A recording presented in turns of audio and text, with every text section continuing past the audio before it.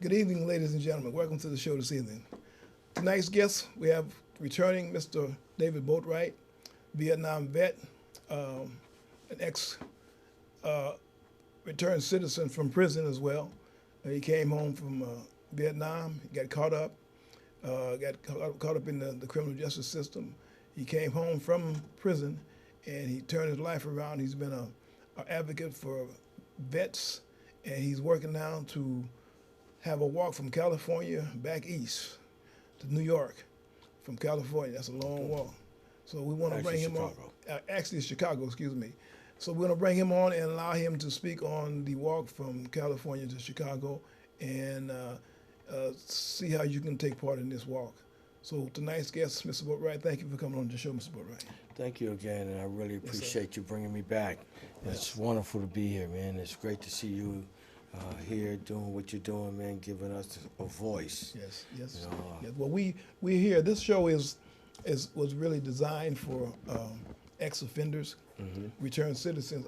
I say coming home from prison, ladies and men, and coming back into society. We want the community, society, to know who we are and who they are now and what their future goals are.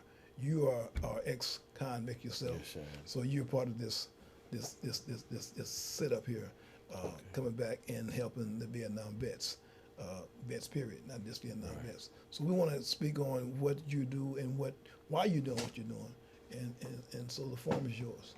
Thank you very much. You know, and I actually been dying for an opportunity to do this. A couple of years ago, got to meet a woman named Doll Smith in Chicago. I met her through a friend of mine that was in the military with me. We served together, found each other on Facebook. I went to go see him retire, and he introduced me to Doll Smith. Now, when he introduced me to her, he told me that she was working on a program to build a veterans village in Chicago. So, me being the person that I am, and being involved in fundraisers and stuff like that, I started asking her, well, who's doing this? Who's going to the city council? Who's speaking to the mayor's office? Who's going out to the churches? How are you getting the money to finance the renovation of 24 structures on 10 acres of land? Well, you know, the more I asked her, the more she saw a need. So she asked me if I would mind being on the board of directors. I'm like, wow, me on the board of directors? You talking about a former convict? Oh, are you kidding? Well, I jumped at the opportunity. It was growth on my part, you know, and it's something that she saw in me, you know, that I didn't recognize at first. But I started explaining to her different ways to raise money to get these buildings completed and to raise awareness. So one day I'm sitting at home and matter of fact, I had just parked my car and I was getting ready to go inside. And I was like, man, we need $18 million. Now, you have to understand, coming from Spanish Harlem in the South Bronx, talking about $18 million was like talking about owning Taj Mahal, as far as I'm concerned. You know what I mean? It was just not within my grasp. But I'm sitting there and I'm thinking, like, how can I help them raise this money? My first thought was that I would walk. I saw Forrest Gump. You know what I mean? He made a heck of a statement, just walking across America. I said, well, I'll walk to Chicago. And when people ask me why am I walking, I'll tell them because there are veterans out here that are suffering. You know, we have an average of 22 veterans a day that commit suicide. How many? 22 a day. That's on an average. Really? Wow. Yes. And they're committing suicide because they can't deal with the horrors of war, trying to work their way back into a civilian life and just going through it. We don't have at our hands right now, we don't have all of the help that we need. We have these young men and women coming home and they're suffering. They're ending up on the streets. They're confused. Some of them are self-medicating, you know, and they don't trust the establishment. They don't trust the government because when they did trust the government, they landed them in some place where they ended up having to kill in order not to be killed. Right.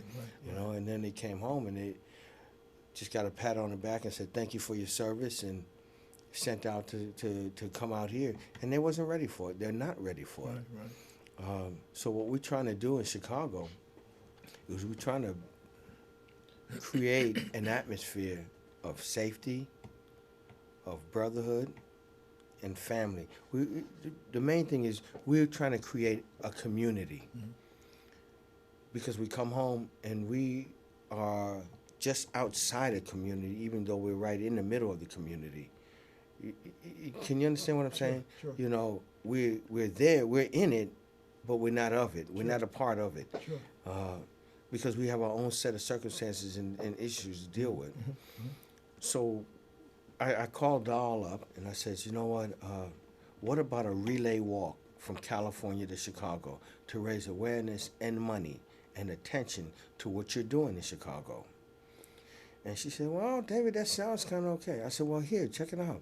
You know, what I plan to do is connect with every veterans post in each city along the route from here to Chicago.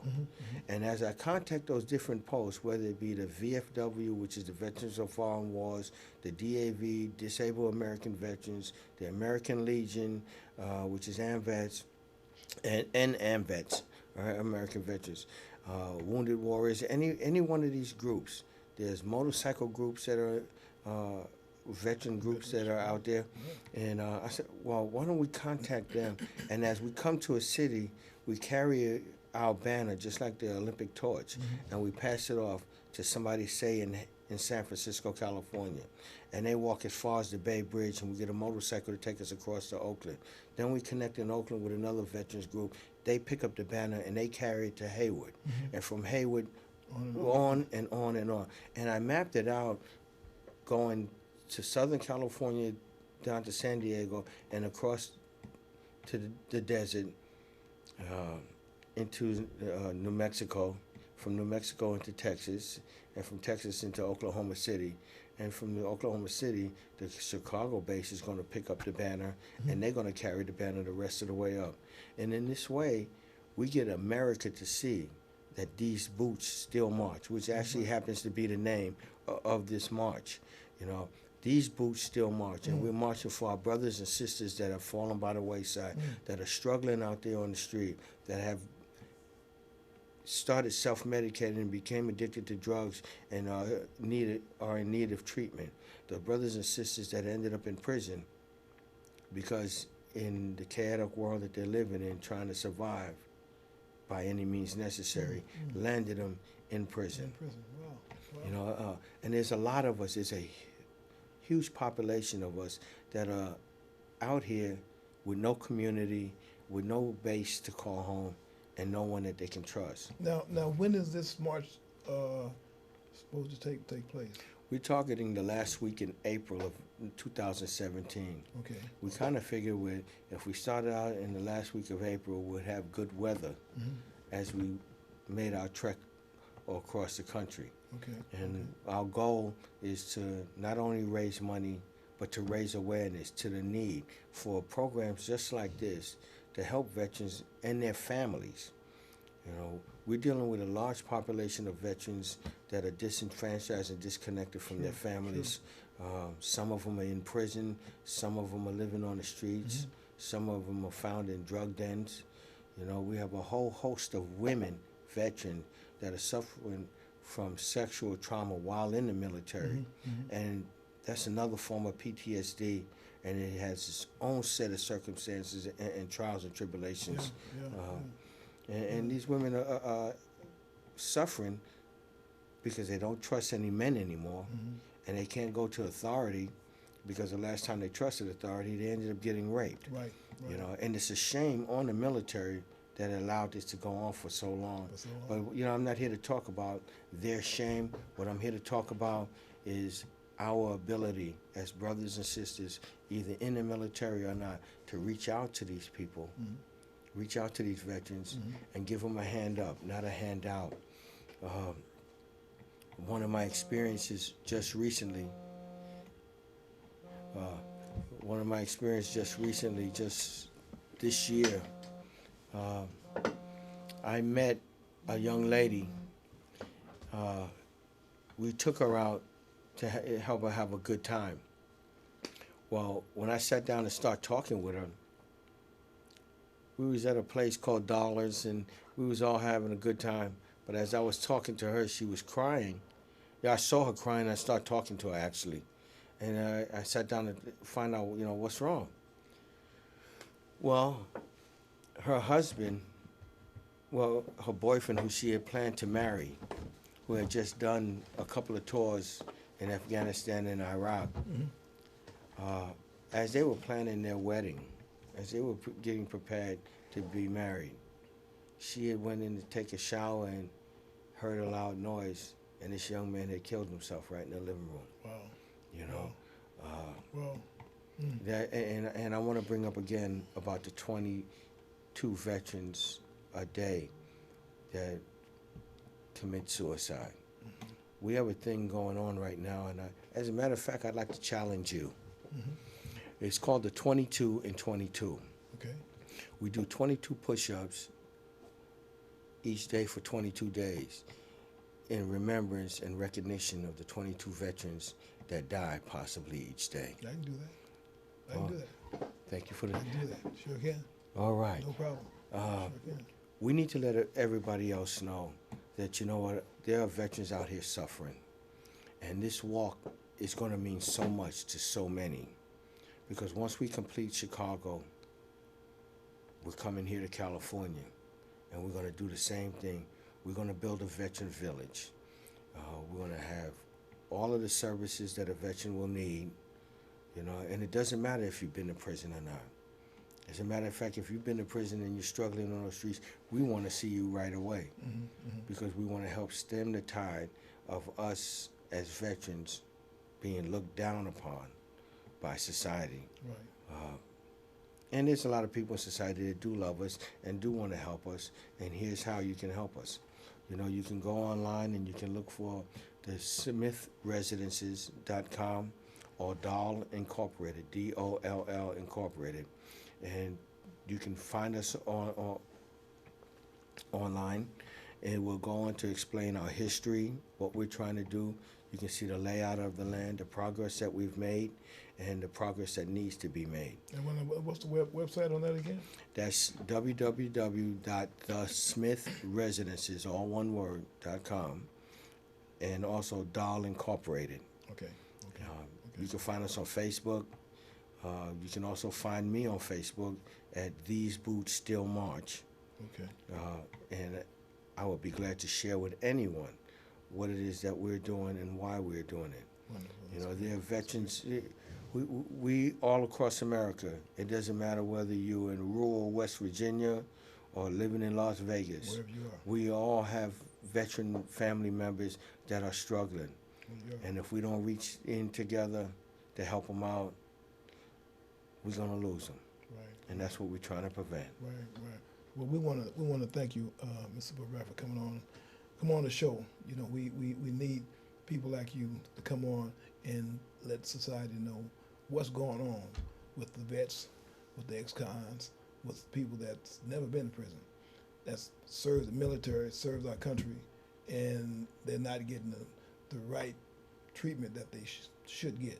So we need people like you to come on the show and let society know what kind of work you're doing, why you're doing the work you're doing.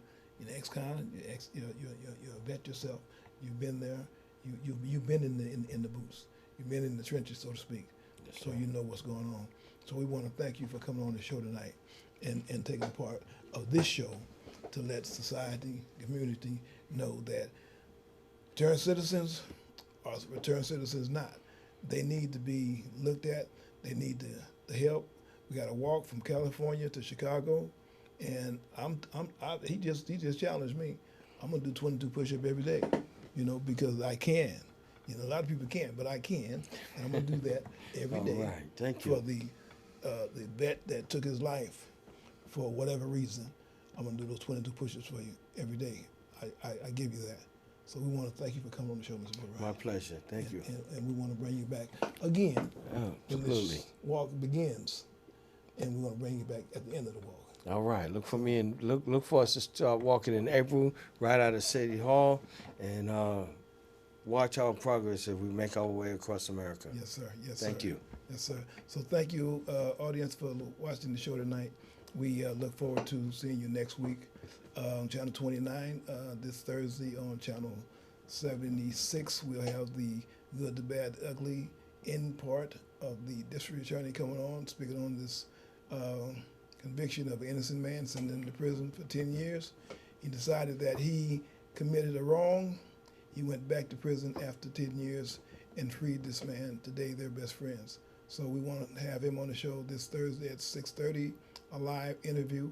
You can call in and talk to the district attorney and ask questions that need to be answered. And we thank you for coming on the show again, Mr. Boatwright. Thank you. Have a good evening.